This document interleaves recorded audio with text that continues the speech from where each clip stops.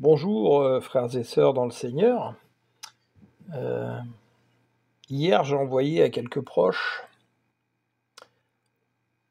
le témoignage à travers une histoire qui est vraie, qui est résumée en quelques lignes. Et deux d'entre mes frères m'ont dit c'est un très beau témoignage qui peut édifier beaucoup et continuer à leur donner toujours de l'espoir dans le Seigneur, malgré toutes les choses qu'on peut vivre ici sur cette terre. Alors, je vais vous lire cette histoire qui est entièrement vraie, et en espérant qu'elle puisse vous édifier et vous permettre de louer le Seigneur dans toutes circonstances et de garder toujours les yeux tournés vers le Christ qui est notre salut, notre rocher, la véritable lumière. J'ai nommé cette histoire Celui qui est en nous nous a connus d'avance, il est fidèle. Un matin de juin 1964, un dimanche matin, le premier jour de la semaine, naquit un bébé aux premières heures où le soleil se lève. Il poussa son premier cri. Il fut présenté au Seigneur au bout de quelques mois. Déjà alors qu'il était dans le ventre de sa mère, l'ennemi héréditaire, donc on parle de Satan, tenta de le tuer dans le ventre de sa mère à travers un accident de voiture le 31 décembre 1963. Mais cela ne fonctionna pas. 2 ans après, quelqu'un le poussa dans une piscine et il faillit se noyer. Mais le Seigneur veillait sur lui. Encore 2 ans de plus, et ce coup-ci, c'est un accident de voiture où il faillit mourir. Mais là encore, le Seigneur, maître du temps et des circonstances, avait tout prévu pour le sauver. Cet homme ne fut pas élevé dans la connaissance de Dieu en tant qu'enfant. Vers l'âge de 8 ans, pendant quelques mois, à chaque fois qu'il s'endormait, pendant plusieurs mois, il voyait comme des démons qui couraient au plafond, et ses parents devaient venir le rassurer en lui disant que c'était un mauvais rêve. Mais pourtant, ils étaient bien là. Puis cela s'estompa. Il continua son enfance, et en 1989, alors qu'il commençait à devenir adulte, donc, il rencontra une femme liée par sa famille à des personnes qui pratiquaient la magie noire, et au travers d'elle, alors qu'il songeait lors d'un moment donné de désespoir à commettre ce que l'on ne doit jamais faire, il vit un bras sortir de nulle part pour l'arrêter et lui faire lâcher l'arme qui aurait pu mettre fin à sa vie. Il eut la confirmation de ce qu'il savait quelque part depuis toujours au fond de lui, à savoir qu'il y avait bien un Dieu qui veillait sur lui et qui était responsable de tout le mouvement de l'univers et de la vie. Quelque chose qu'il avait déjà ressenti au fond de lui. Dans la semaine qui suivit, il vit à la télévision le film Jésus de Nazareth. Quand il entendit les paroles dans la bouche de l'acteur qui jouait Jésus, et son cœur fut touché profondément, et il se dit en lui-même, ça, c'est la vérité. Et il crut en le Fils unique de Dieu, Jésus le Christ.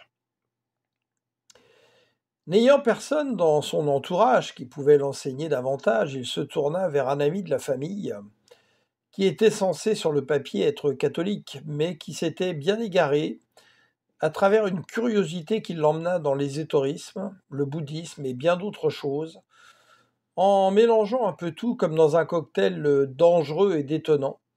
Et Satan l'attaqua au travers de cette femme liée à la magie noire, ceci pendant 2 ans, avec des expériences surnaturelles terrifiantes, mais regardant à Christ, il en sortit toujours indemne. Puis cela se calma. Il continua à croire en Jésus, car il avait bien vu que là encore le Seigneur le protégeait, mais il n'avait toujours pas connaissance de la parole de Dieu dans sa plénitude. Il se fit alors dévorer par le monde, dévora lui-même le monde, tout en priant, mais en connaissant Jésus de la mauvaise manière, c'est-à-dire de la manière religieuse qui ne conduit à rien. Bien des personnes, par la suite, tentèrent de s'attaquer spirituellement et régulièrement à lui, mais Dieu le défendit jalousement, et l'un d'eux le paya même de sa vie. Dieu avait planté en lui la soif de justice et de vérité dans un monde déchu et rempli d'iniquité, et d'injustice et de mensonges, et tout son être criait la colère au fond de lui face à cette injustice et ce manque de vérité. Sans doute qu'il croyait à ce moment-là qu'il pourrait changer le monde à lui tout seul. Il finit bien sûr par s'épuiser et un jour de 2016, les deux genoux à terre, il cria vers le ciel en disant « Seigneur, aide-moi ». Le Seigneur, toujours fidèle, lui tendit la main et le redressa petit à petit, comme un roseau tordu, pour ne pas le briser. Par son Saint-Esprit, il l'enseigna sur les méthodes du malin pour perdre régulièrement les hommes et même les élus. Et il lui dit « Même si tu crois en moi, si tu ne connais pas les méthodes de l'ennemi, tu tomberas dans ses filets. » Il fit de lui un nomade à travers les différentes églises des hommes et de toute confession, comme pour faire un inventaire de ce que l'on pouvait dire et entendre à travers différentes doctrines et différentes églises des hommes. Il l'envoya même dans des églises très dangereuses, où la demi-vérité est encore plus dangereuse que le mensonge, sans doute pour le tester, voir s'il était bien ancré dans la vérité. Nous sommes beaucoup à ne pas comprendre toujours l'école de Dieu, qui nous permet volontairement d'être en contact avec le mensonge pour que nous apprenions à aimer la vérité. Un peu plus tard, alors qu'il n'était pas encore né de nouveau, mais vraiment grandissait dans le Seigneur, Satan passa même par des femmes dites chrétiennes pour lui faire croire que c'était la femme avec laquelle il devait se marier, mais c'était un piège de Satan. Et une femme qui en fait se laissait gouverner par les prophètes de Baal. Le jour de son mariage, il comprit qu'il allait divorcer, et le Seigneur ne l'abandonna jamais. Au contraire. Puis une nuit en songe, il lui montra la double face d'un pasteur très connu de prospérité pour lui montrer que cet homme avait un double visage, celui d'un bon pasteur, mais aussi celui d'un loup féroce. Et en même temps, il lui montra le visage d'un autre pasteur qu'il ne connaissait pas, mais que Dieu avait choisi pour lui envoyer, afin qu'il puisse être formé dans la connaissance profonde de la pensée de Christ. Dieu facilitant les choses quand c'est sa volonté, et ouvrant toute porte devant nous, dès le lendemain matin, il pouvait rentrer en contact avec cet homme de Dieu, dont Dieu lui révéla qu'il devait le prendre en charge pendant 2 ans et demi ou 3, et qu'ensuite il utiliserait cet homme de façon puissante. Ce pasteur eut vraiment à cœur de le former, puis lui faire comprendre ce qu'est réellement la pensée de Christ, c'est-à-dire l'Esprit du Seigneur qui se véhicule dans la parole de Dieu, à travers l'Ancien Testament qui est la prophétie de Jésus, et le Nouveau Testament qui est l'esprit de la prophétie qui devient vivant, pour ensuite vivre en tant que parole vivante par celui qui vit en nous, par l'Esprit qui nous régénère, le Saint-Esprit, qui vient guérir notre âme petit à petit et nous conduire dans toute la vérité, comme Jésus l'avait promis. Le cœur de cet homme bouillonnait sans cesse pour le Seigneur, n'ayant dans la pensée que le Seigneur même la nuit. Un jour de retraite spirituelle, alors qu'il était en jeûne, et que malgré tout, il gravissait les montagnes, après 3 heures de marche se reposant au sommet d'une montagne, s'étant assoupi, il entendit une voix qui soudain l'appela par son prénom, lui demanda « Veux-tu me donner ton cœur ?» L'homme lui répondit « Seigneur, tu sais que je t'ai donné mon cœur. » Jésus lui répondit « Désormais tu m'es consacré, je te donne la parole de connaissance. » Puis le Seigneur lui parla régulièrement en lui donnant des paroles prophétiques pour les ouvriers de la dernière heure et pour reprendre les enfants de Dieu afin qu'ils ne s'égarent pas dans des doctrines erronées.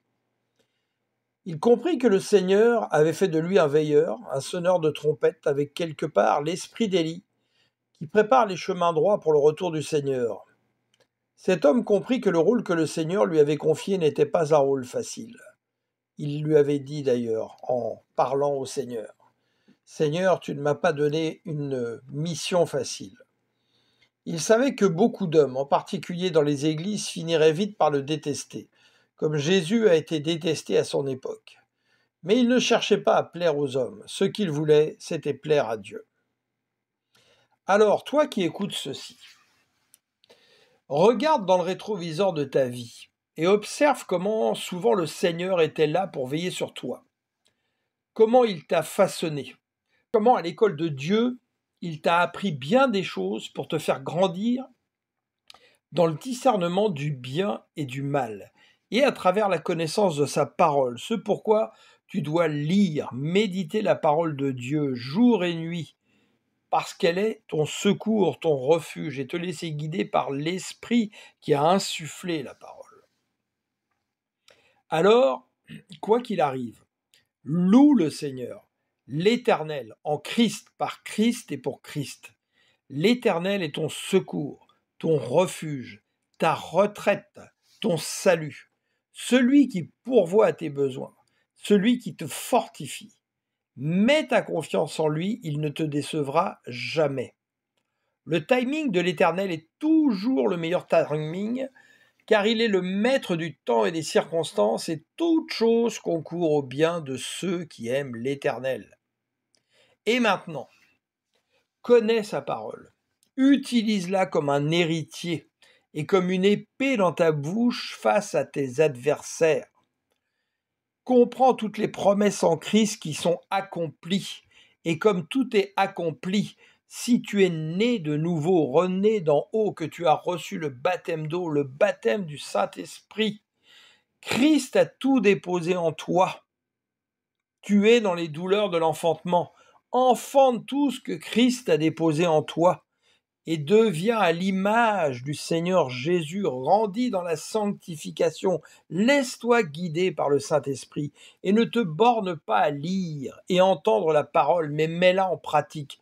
Prends conscience de la pierre précieuse que tu es, une pierre vivante, un sacerdoce royal, et désormais, parce que tu as mis la main à la charrue pour labourer, semer et te préparer à récolter, ne regarde plus en arrière.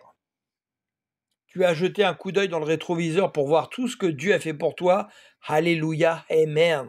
Maintenant, marche en regardant devant, les yeux tournés vers le Seigneur, fixés sur ta récompense qui se trouve dans le Seigneur.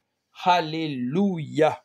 Gloire à notre Seigneur. Merci, Père, de nous avoir arraché les ténèbres pour nous avoir amenés à l'admirable lumière de ton Fils et de nous avoir transportés dans le royaume de ton Fils. Oui, car le royaume s'est approché de nous et nous nous sommes approchés du royaume.